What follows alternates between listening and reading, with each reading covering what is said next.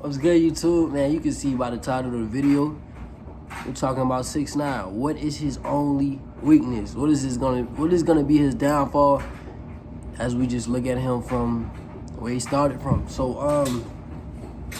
Daniel Hernandez, Tekashi 6ix9ine, everybody knows him. He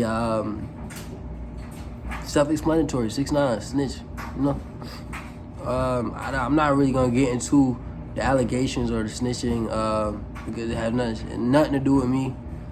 I don't know the man. I don't know the people he snitched on. They ain't got shit to do with me. But I want to talk to you about what he's doing.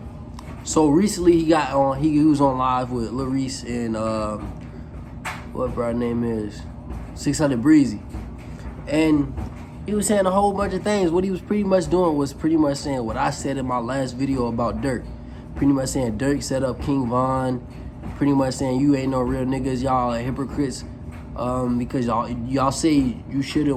Because Pooh Icy said if your nigga killer ain't dead, you should wear no RIP shirts. And so what 6ix9ine was doing was I guess he calls himself pulling cards. Like he was pulling their cards for being hypocritical.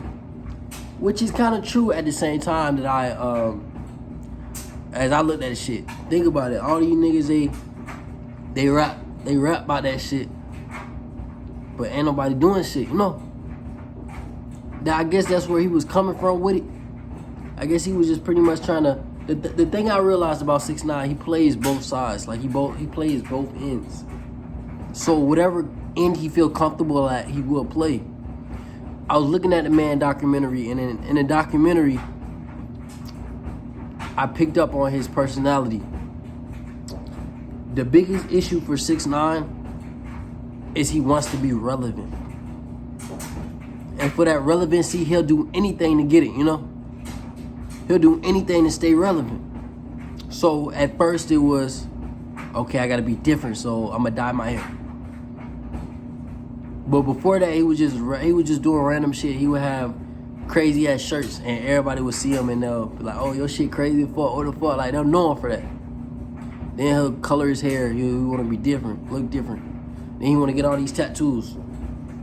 Then he got hit with the rape charge for the little girl when he had her in the video. The sexual, what's that shit called? The sexual assault charge against the 13-year-old that he had in the video. And when that happened, that fucked his whole image up. So for him to be relevant, he had to change a new identity, become something different. So that's when he picked up the gangster trait, the gang life. He started hanging out with gang, and they started to pull him in because he was the moneymaker. He was already known in Slovakia. So they wanted to pick him up and use him literally. And they did. And you see how that, you see what happened from that. But I wanted to look at what is going on now. Like, the industry is using him right now to stir up different kind of beefs, to stir up different kind of shit. But like I said, when I told you he's playing both sides of the fence, he's not the good friends with the industry because he exposes the industry too, but he also do what the industry wants him to do.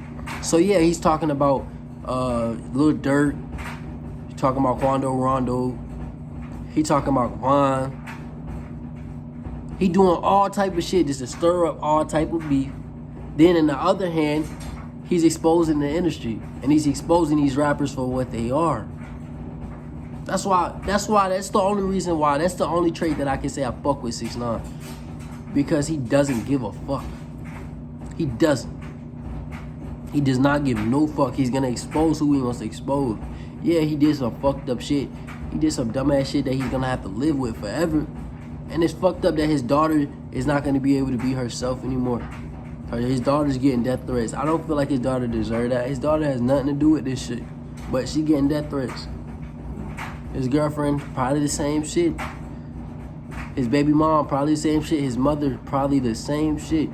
So, he made a mistake and he has to live with this shit. That's life. But the thing, his weakness is he wants to be relevant and he's gonna do anything to stay relevant. So right now, his way to stay relevant is dissing Dirk, dissing King Von, dissing all these dead people, man. That's a sad thing, and he will always get the attention. He will always get the attention. He has longevity because he made it. He started something new. He He always says it. I'm a rainbow hair kid out of New York. Think about it. That's something new.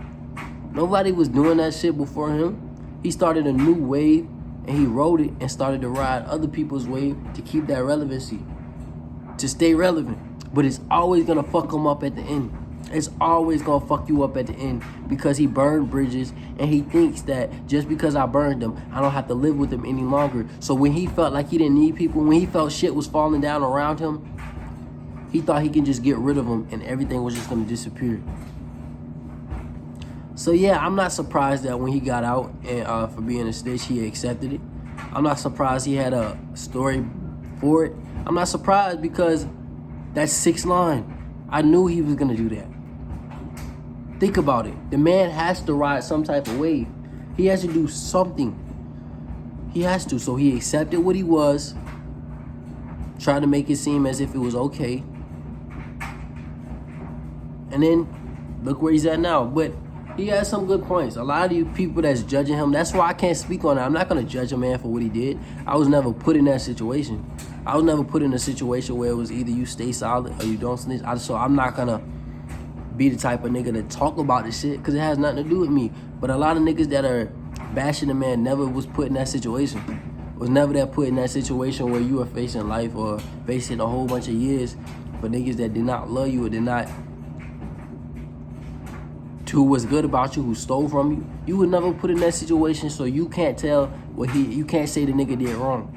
And no, I don't support the nigga either, because it's none of my business. I'm the type of nigga to stay, I'm just neutral from all that shit. Like, it don't got nothing to do with me. I'm not that nigga that's not my boy. Who he snitched on him, not my dogs. I don't know them boys. I'm not from New York.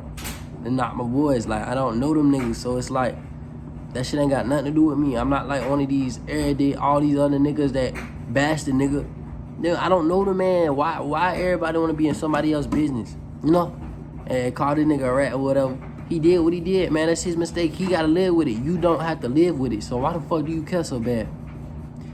But I realize what the nigga weakness is, man. Clout. Clout is the biggest drug. Nigga want to stay relevant and they'll do anything for it no matter what. No matter what it is, they will stay relevant. You see that shit in the documentary. It's like the nigga's story is crazy. Like it's a movie worth story, bro. Like if you watch how this nigga just came from nothing and he worked hard for where he was, but he made a mistake and shit backfired. Shit backfired real bad. But the nigga made what he wanted, he got, and he made it to it, bro. He made it there, and shit just backfired. Shit happened, bro. Shit always happens. Industry plant, man. Industry gonna use you for what they need you for and not give a fuck what happens after. A lot of people sell their soul in jail. Like that's where they gotta use their time. Everybody gotta put a false image on you or an image on you, and it's fucked up. It's fucked up. Life is crazy, this industry is crazy, that's why I don't want nothing to do with it. But I just want you guys to look at this shit for what it is, man. This nigga exposing motherfuckers in this industry, and he's been exposing, and this shit's crazy, bro. But I just love you guys, man. I just want y'all to stay safe and just watch out what y'all looking into, man. Just be careful, bro. Love your family, love yourself, man. Peace, love. I'm out, man.